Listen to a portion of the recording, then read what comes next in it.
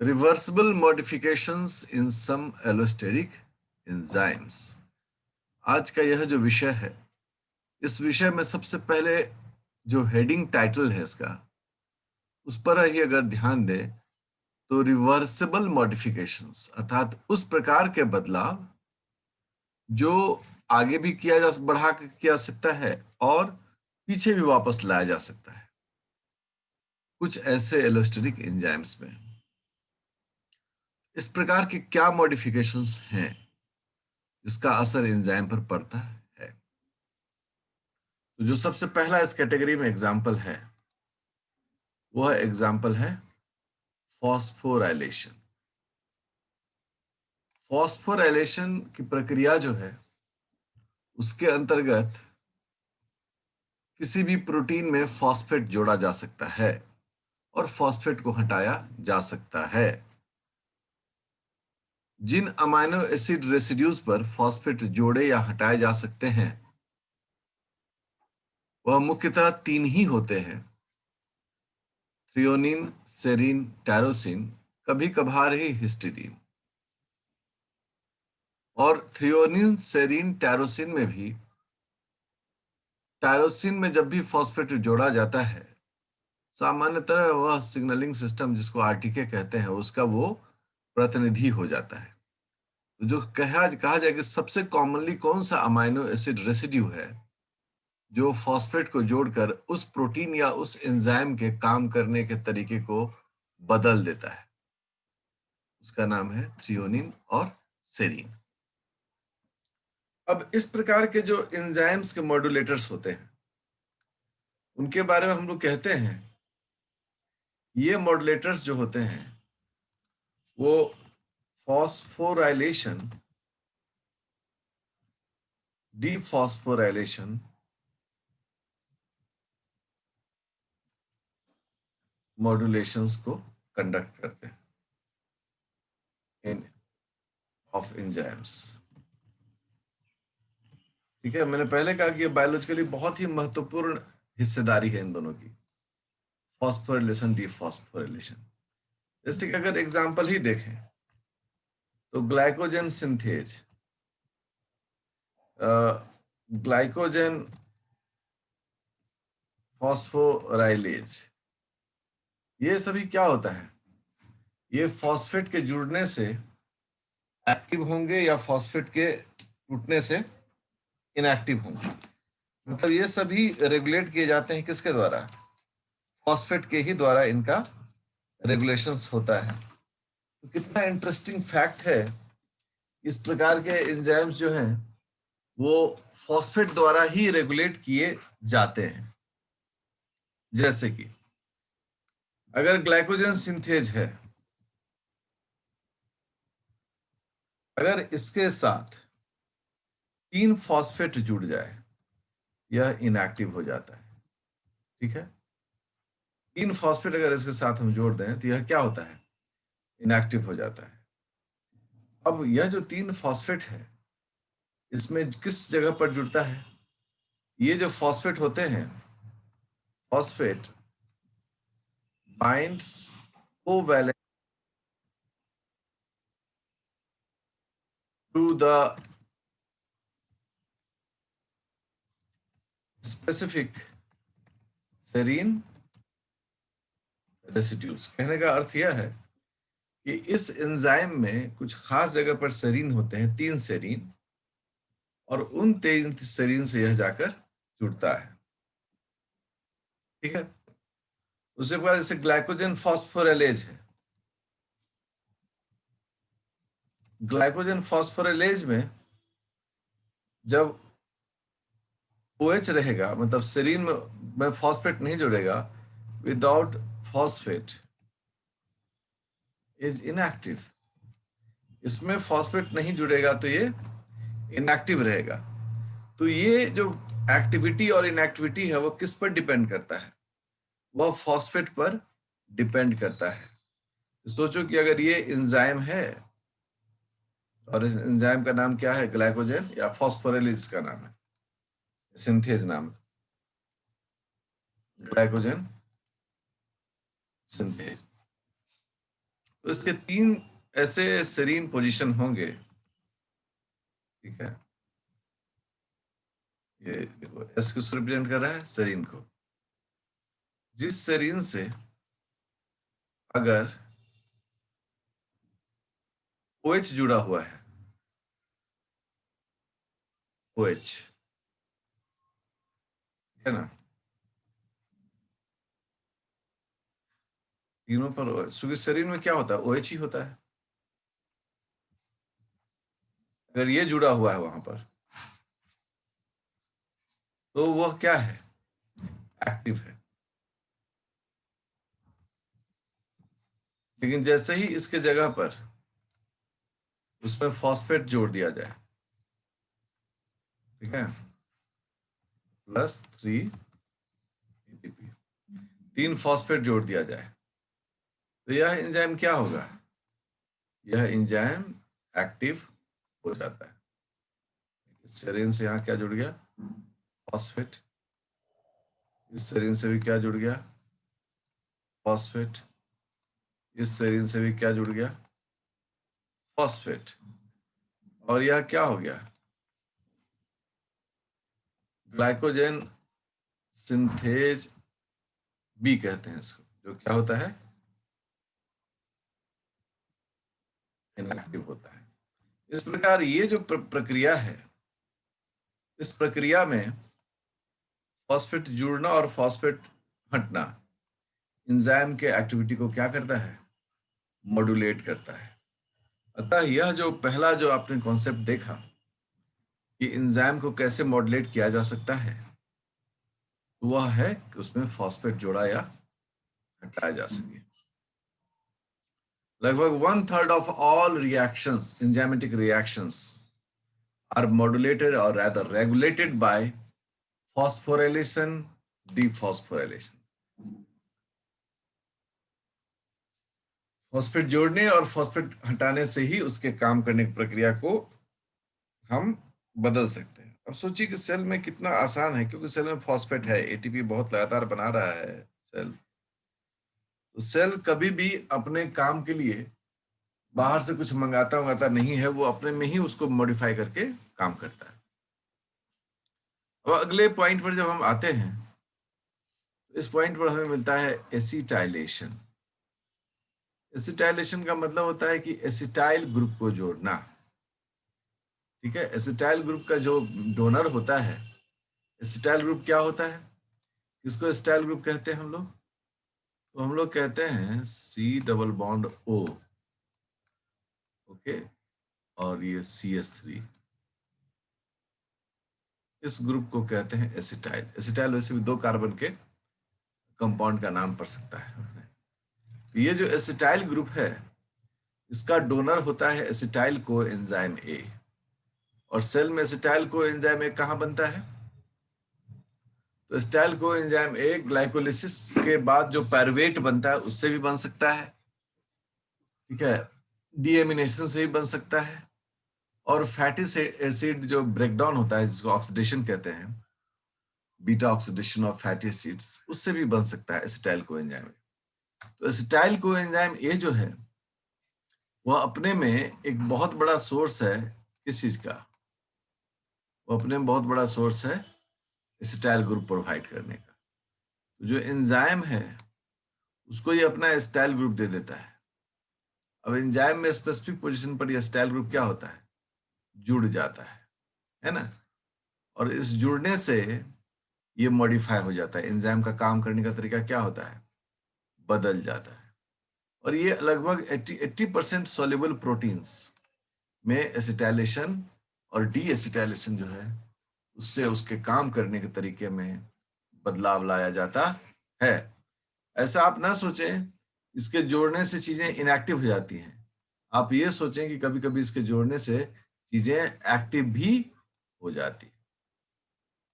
अब जो तीसरा पॉइंट है उसका नाम है एडिनाइलेशन। एडिनाइलेशन का मतलब होता है कि हम इसमें एटीपी, एडीपी, एएमपी कुछ भी जोड़ें, यह सामान्यतः टायरोसिन पर जुड़ता है। अब देखिए एंजाइम है, उसके साथ एटीपी बाइंड किया, एटीपी से 2 इनऑर्गेनिक फॉस्फेट निकल गया, किंतु एंजाइम में एएमपी जुड़ गया। ये जो एंजाइम के साथ एएमपी जुड़ा हुआ है, यह क्या कहलाएगा? एडिनाइलेटेड एंजाइम। क्यों एडिनाइलेटेड कहेगा? क्योंकि एएमपी का फुल फॉर्म होता है एडिनोसाइन मोनोफॉस्फेट। तो इससे एंजाइम करने के तरीके में क्या होता है? बदलाव देखा जाता है। ठीक इसी प्रकार से एक और चीज है जिसको हम लोग बोलते हैं मिथाइलेशन। मिथाइलेशन का सबसे ज्यादा उपयोग तो बैक्टीरिया ही करता है। इसमें क्या होता है कि एंजाइम में मिथाइल ग्रुप जोड़ दिया जाता है स्पेसिफिक पोजीशन पर।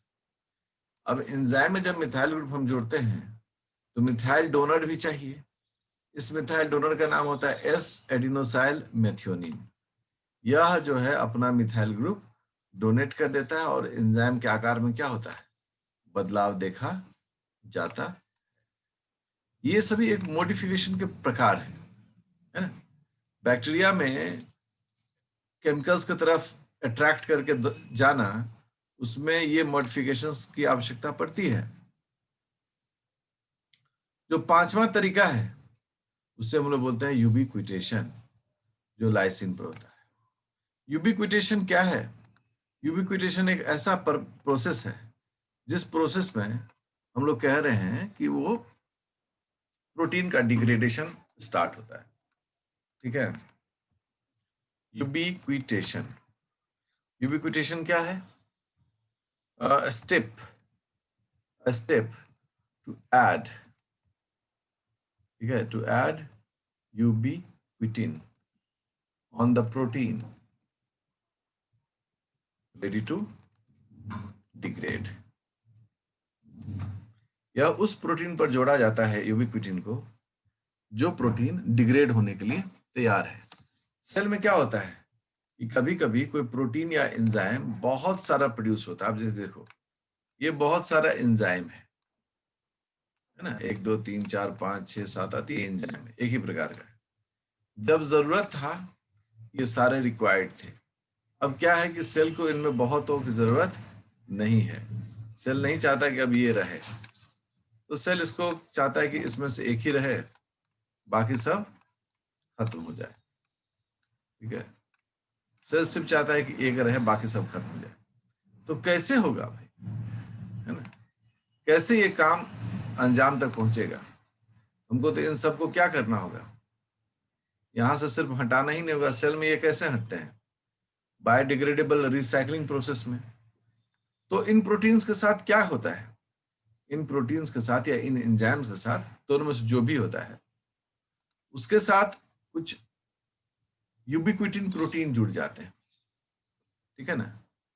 यूबिक्विटिन, इसको मिटा के लिख देता हूं।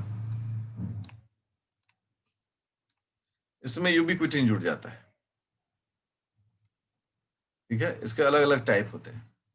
ये यूबिक्विटिन इसमें जुड़ना, तो ये जुड़ने के बाद ये सेंसिटिव हो जाता है और उसके बाद एक प्रोटियाजोम होता है। वो प्रोटियाजोम क्या करता है? इसको डिग्रेड कर देता है या डाइजेस्ट कर देता है। इसको हम लोग बोल सकते हैं कि ये डाइजेस्ट कर देता है। इस प्रकार से जो एंजाइम है या प्रोटीन है, उसमें भी इस तरह के मॉडिफिकेशंस होकर सेल में अनावश्यक जो भीड़ है उसको घटाया जा सकता है। तो यूबिक्विटेशन की जब भी चर्चा होती है तो हमेशा याद रखिए यह चीजों को डिग्रेड करने में मदद करता है। ओके, अब यहां जो यूबिक्विटिन है, अगर उसको आप गौर करें तो देखेंगे कि वह यूबिक्विटिन एंजाइम से आके जुड़ गया। ये एंजाइम है ना, इससे यूबिक्विटिन जुड़ गया और उसके बाद फिर अपना जो उसको करना है डाइजेशन का प्रोसेस, वो स्टार्ट होगा। आप इस प्रोसेस को एपोप्टोसिस में पढ़ेंगे कैसे ये प्रोसेस होता है। इसके बाद जो मॉडिफिकेशंस होता है उसको हम लोग बोलते हैं myristoylation at alpha term amino terminal of the protein. इसमें क्या होता है कि मेरिस्टोइल कोएंजाइम ए जो है, यह अपना मेरिस्टोइल जो है मतलब उस कंपाउंड को डोनेट कर देता है किसको? एंजाइम को।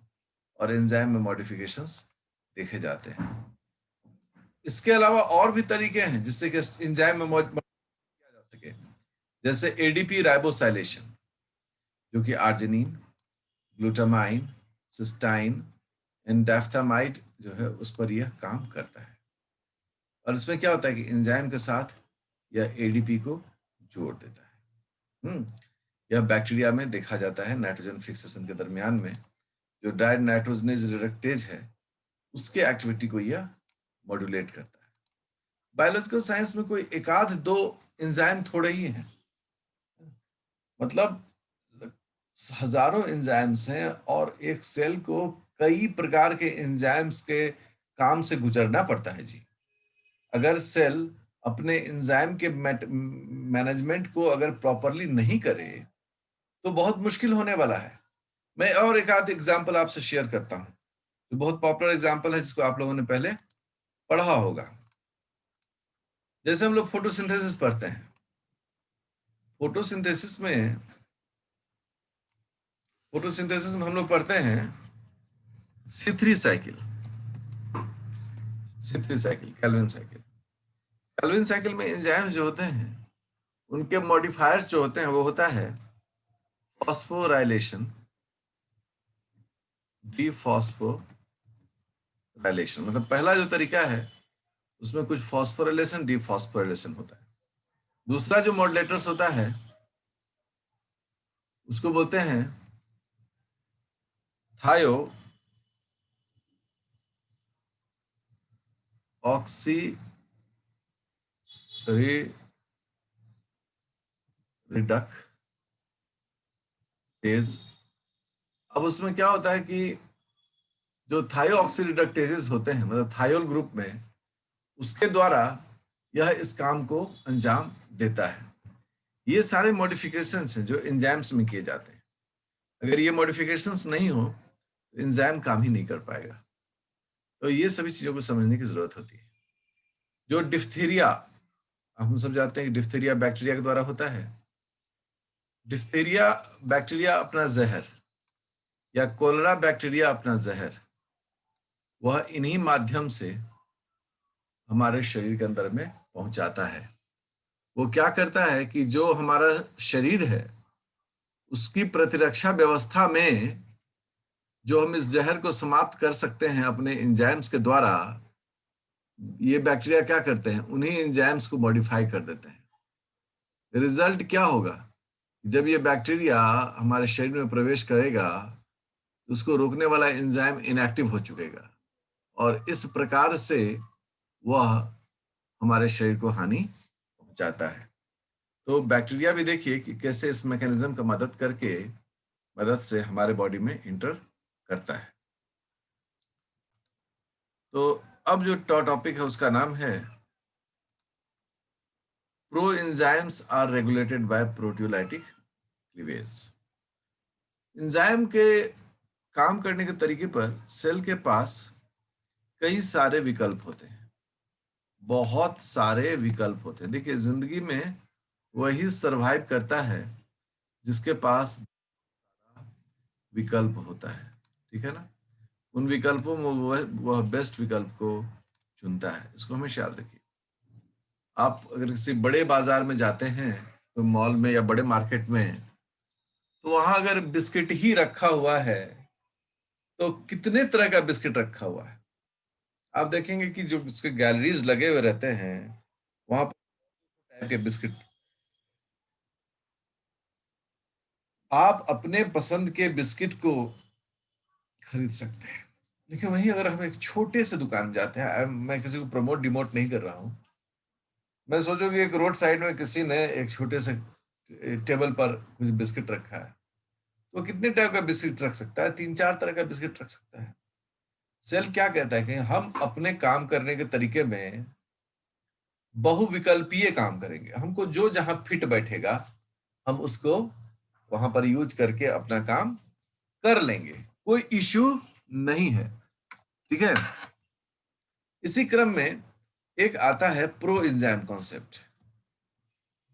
प्रो एंजाइम्स, प्रो एंजाइम्स क्या होते हैं, इनएक्टिव एंजाइम्स होते हैं। Proenzymes are inactive enzymes. अब ये एंजाइम्स जो है वो इनएक्टिव है बनाकर रखा हुआ है, और जैसे ही जरूरत पड़ता है इस एंजाइम को एक्टिव करके अपना काम निकाल लिया जाता है। जो प्रो एंजाइम्स हैं उनके नेम में या तो प्रो पहले लगा रहता है और जेन बाद में लगा रहता है। ये तरीका है, ठीक है। दो नाम के इसका दो ही तरीका है, या तो प्रो करके लिखा रहे शुरू हो, या जेन, जैसे प्रो कार्बोक्सी पेप्टिडेज, इसमें प्रो है, ठीक है। लेकिन वही है ट्रिप्सिनोजेन है, ठीक है। फाइब्रिनोजेन है, वही प्रोथ्रोम्बिन है, ब्लड क्लॉटिंग एंजाइम से है। पेप्सिनोजेन है, कुछ एक मैंने एग्जाम्पल आपको बताया। इन सभी नाम में क्या खास बात है, ये सभी नाम इनएक्टिव एंजाइम्स हैं, क्योंकि इसमें यहाँ प्रो है तो ट्रिप्सिनोजेन है, जनरेटिंग जेन है तो प्रो है तो जेन है। इस प्रकार से यहाँ मार्क कर दिया गया है कि ये एंजाइम अगर बनते हैं और प्रो फॉर्म में है या जेन फॉर्म में है, ये इनएक्टिव हैं और इनको एक्टिव करना होगा। तो आपके मन में बहुत ही कौतूहल जागेगा कि सर वो कैसे इनएक्टिव से एक्टिव हो जाएगा, है ना, कैसे यह काम होगा। तो अब आप देखिए कि हम लोग एक बिस्किट का पैकेट खरीदते हैं। सपोज करो ये सुबह का टाइम में बिस्किट की चर्चा करो, मैंने एक पैकेट खरीदा बिस्किट का, इस पर लिखा हुआ है बिस्किट, तो बढ़िया पैकेट होता है, सब जानते हैं। अब जब खरीदा तो हमने क्या किया, हमने बिना इसका रैपर हटाए हुए हम इसको पूरा खा गए, तो लोग क्या बोलेगा कि बड़ा बुद्धू है जी, है बताओ, इसका कवर सहित खा गया। हम क्या करते हैं, पहले इसके कवर को हम लोग फाड़ के हटाते हैं, ठीक है, और इसके कवर को हम लोगों ने क्या किया, हटा दिया। ये कवर फाड़ के हमने हटा दिया, कवर फट गया और इससे क्या निकले, छोटे छोटे बिस्किट निकले, हम उसको यूज करते हैं। इसका मतलब बिस्किट जब तक कवर था तब तक ये बिस्किट क्या था, इनएक्टिव था, और जैसे कवर फाड़ के इसको निकाल दिए हम, यह क्या हो गया, एक्टिव हो गया। ठीक इसी प्रकार से क्या होते हैं कि जो एंजाइम्स होते हैं, जो प्रो एंजाइम्स होते हैं, सपोज करो कि ये प्रो एंजाइम है एक, इस प्रो एंजाइम में कुछ ऐसे हिस्से हैं जो हिस्से इसको इनएक्टिव बनाए हुए हैं, ठीक है। अब देखिए इसमें कुछ ऐसे सीक्वेंस हैं, ये दोनों कुछ ऐसे सीक्वेंस हैं, ठीक है, जो हम लोग क्या बोलते हैं कि specific sequences in the enzyme that inactivates its activity, जो क्या करता है, इसकी एक्टिविटी को रोके रखता है, ठीक है, कि जब तक ये नहीं हो जाए तब तक हम काम नहीं करने देंगे। ओके, अब अगर इस एंजाइम को सोचो कि हमें एक्टिव करना है, बड़ी स्पष्ट बात है, तो हमको काट के हटाना होगा, किसको, इन दोनों हिस्सों को। हमको क्या करना होगा, एक कट यहां लगाना होगा, ठीक है, एक यहां कट लगा देंगे, एक यहां कट लगा देंगे, एक यहां कट लगा देंगे, और एक यहां कट लगा देंगे। मैंने पहले कह दिया कि सीक्वेंस स्पेसिफिक है, तो रिजल्ट क्या होगा, इसमें से दो टुकड़े जो है वह बाहर निकल जाएंगे, एक टुकड़ा और दो टुकड़ा। ये दोनों टुकड़ा निकलने के बाद अब क्या होगा कि बाकी जो हिस्से हैं वो आपस में क्या होंगे, जुड़ जाएंगे, ठीक है ना, और जुड़ के यह एक्टिव हो गया। वो हिस्सा जहां पर कट लगाया गया और काट कर फिर जोड़ा गया, वो एक यहाँ था और एक यहाँ था। तो हम लोग यहाँ पर जो कॉन्सेप्ट आ रहा है उसमें क्या हो रहा है, कट एंड रिजॉइन, काटना और फिर से जोड़ना एट स्पेसिफिक पोजीशन।